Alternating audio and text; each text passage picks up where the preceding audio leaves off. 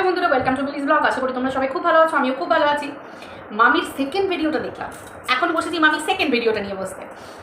মামির যখন সব চিচিং ফাঁক হয়ে যাচ্ছে, ফেটে চার হয়ে যাচ্ছে, ঝোল ফেটে একদম ফেটে গড়াগড়ি যাচ্ছে, মামি তখন কি পড়ে থাকে? ইমোশনাল সুড়সুড়ি। এত কাল মামি যেটা করে এসেছে, নিজের নেই ফাঁকার জায়গা, সেই জায়গাটাকে দিয়েছে মানুষকে এতদিন ধরে বোকা বানিয়ে এসেছে। মানুষ এখন বুঝে গেছে, চোখ খুলে গেছে। গুটি কয়েক মানুষ ওর দিকে পড়ে আছে। দেখো, যে গুটি কয়েক মানুষ পড়ে আছে এবং কিছু কিছু কমেন্ট আমরা দেখতে পাচ্ছি যে যাই কিছু হয়ে যাক, তোমার পার্সোনাল লাইফে যাই হয়ে যাক, আমরা তোমার পাশে আছি। তার মানে বুঝতে পারছো, এরা স্বীকার করছে যে ওর পার্সোনাল লাইফে ও কিছু করেছে এবং তারপরেও এদের কোনো ফারাক পড়ে না। তার মানে বুঝতে পারছো এই ভিউয়ারগুলো কিরম টাইপের। তার মানে এর মতোই ফ্রাস্ট্রেটেড পিপল, তারাই কিন্তু একে দেখে আর দেখে বলেই, আর এদের সঙ্গে ওর লাইফটা রিলেট করতে পারে বলেই একে অপরের সাথে, তবে কিন্তু একে ভিউজ দেয়। বুঝতে পেরেছ? কোনো ভদ্র নম্র সভ্য পরিবারের কোনো নারী বা কোনো পুরুষ এর ভিউয়ার হতে পারে না, কখনো পারে না। এ এখন কি বলতে বসেছে যে ওর ভিউজ দেখলে আমাদের নাকি জলে, আমরা হিংসা করি। তোর ভিউজ, বিশ্বাস কর, তোর ভিউজে তোর বাড়ির যে কুকুরটা আছে সেও মুতে দেয়, সেও তোর ভিউজে মুতে দেবে সময় মতো। বুঝতে পেরেছিস? কারণ সেও জানে তুই ওর মানুষ, কারণ তুই কোনোদিন কারণ মা হতেই পারিস না। একটা অবলা জীবও জানে, বুঝতে পেরেছিস? একটা অবলা জীবও তোকে জানে, ওকেও তুই না খাইয়ে রেখেছিস, কারণ তুই তো মা নোস। তুই আগে মানুষকে বুঝতে হবে মা সন্তানের মূল্যটা কি।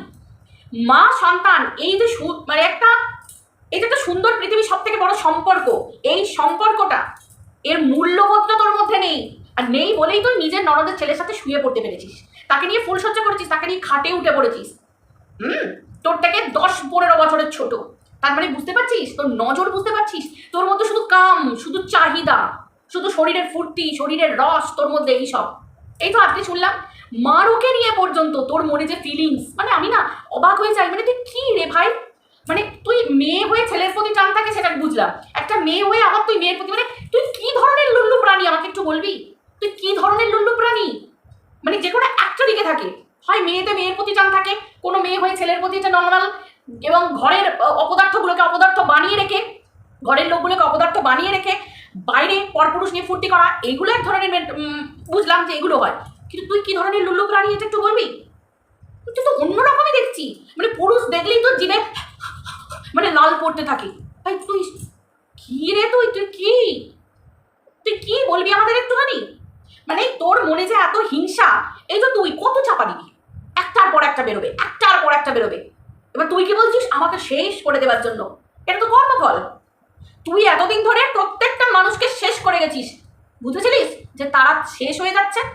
কে অধিকার দিয়েছিল তোকে তাদেরকে শেষ করার?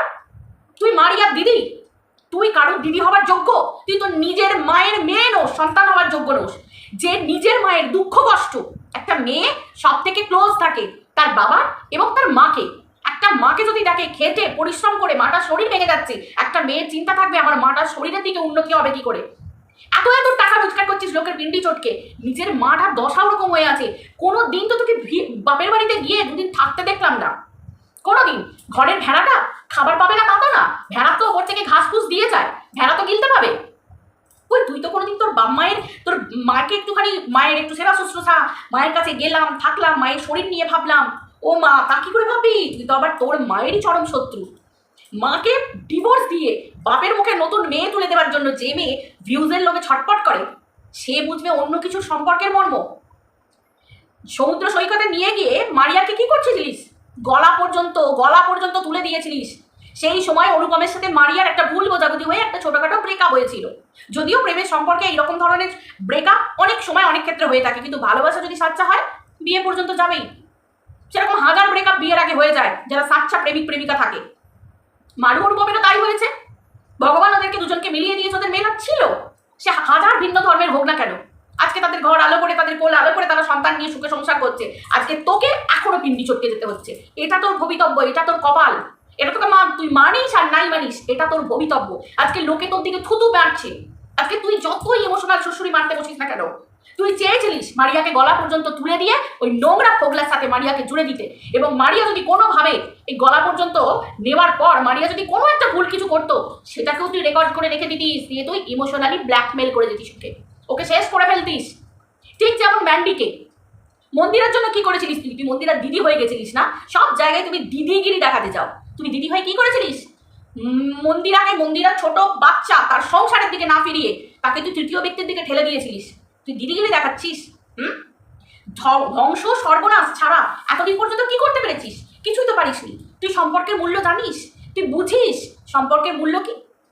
তোকে ক্যামেরার বাইরে এসে বলতে হয় আমার শ্বশুরমশাই আমার নামে না এই কথা বলছিল, ভীষণ সুন্দর হয়েছে, ভীষণ ভালো, এই হয়েছে ওই হয়েছে। ক্যামেরার মধ্যে তোকে দেখাতে পারা সাহস বা যোগ্যতা তোর নেই, কারণ ওটাও তোর ভবিতব্য, ভগবান তোর কপালে লিখে দিয়েছে। সুখ বলে কিছু নেই, কারণ তুই সুখী হওয়ার যোগ্য নয়, কারণ অন্যের সুখ দেখলে তুই সেগুলোকে ভেঙে তছনছ করে দিস। তুই চেষ্টা করিস কি করে অন্যের সম্পর্কে ভাঙন ধরানো যায়, সেটা দিদিবোন, মা বাবা, যেখানে যেখানে। মন্দিরের সাথে মন্দিরের মায়ের ভাঙন ধরানো, মন্দিরের সাথে মারিয়া সম্পর্কে ভাঙন ধরানো। তো তুই যে পোষ্য ছিলিস তোর মনিবের, মন্দিরা সোমনাথের যে পোষ্য ছিলিস সেটা পরিষ্কার বোঝা যায়। ওই সোমনাথের পা চেটে চেটে, ওই সোমনাথ যাকে আজকে তুই অকর্মণ্য তার কাটা বলছিস, ওর পা চেটে চেটে ঠিক যেমন ডগিগুলো পা চাটে, তোরও জায়গা ছিল ওই ডগির মতো ওদের বাড়িতে। পা চেটে চেটে চেটে চেটে সাফ করেছিস। তখন তোর মনে হয়নি যে অকর্মণ্য অপদার্থ কাজ করে না, বাড়িতে থাকে? মনে হয়নি? মনে হয়নি? কখন মনে হলো? যখন তোর আসলিয়াত মানুষের সামনে চলে এলো, যখন তারা প্রমাণ করলো যে তুই মুখোশধারী একটা বিষাক্ত কালসাপ, কাল নাগিন, মানে বিষের নীল হয়ে যাবে যে আশেপাশে থাকবে।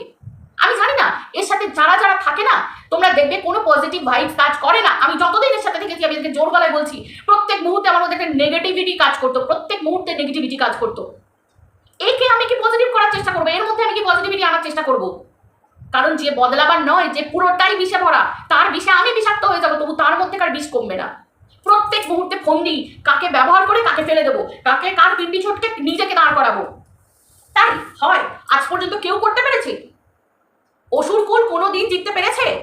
আজকে দেবতারা পুজো পায়, অসুর বরণ হয় না, দেবদেবীরা বরণ পায়, বরণ হয়, ঠিক আছে? দেবদেবীরা বরণ পায়, অসুর মা দুর্গার পায়ের তলায় থাকে, মা দুর্গার পায়ের তলায় বিদ্ধ অবস্থায় থাকে, ত্রিশূল বিদ্ধ হয়ে থাকে, কারণ সেও শেষ রূপে অ্যাকচুয়ালি দেখতে পেয়েছিল মা দুর্গার সেই ত্রিভুবন মোহিনীর রূপ দেখতে পেয়েছিল। আর তুই তো কোন ছাড়বে? তোর ধ্বংস হবে না? তোর ধ্বংস তো অনিবার্য। গুরুজনদেরকে পর্যন্ত ছাড়িসনি, একটা একটা করে পরিবারের বাচ্চাকে তুলে অভিশাপ দিয়েছিস, বাচ্চাগুলোর কাছ থেকে তার মাকে কেড়ে নেওয়ার চেষ্টা করেছিলিস, শেষ করে দেওয়ার চেষ্টা করেছিলিস। মারু যখন প্রেগনেন্ট তুই তখন ছেড়েছিলিস?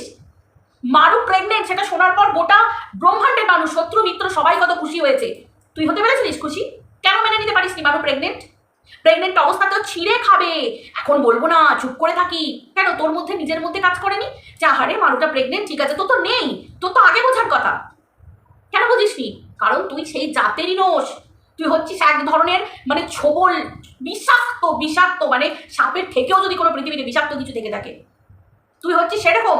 সাপ তো এমনি পড়ে থাকে, সাপ এমনি এসে কামড়ে দেয় না, তার প্রাণের ভয় হলে তবে সে দংশন করে। কিন্তু তুই তো এক ধরনের রে, তুই তো ভিতরে ঢুকে ঢুকে শেষ করে দেওয়ার মতো মানুষকে।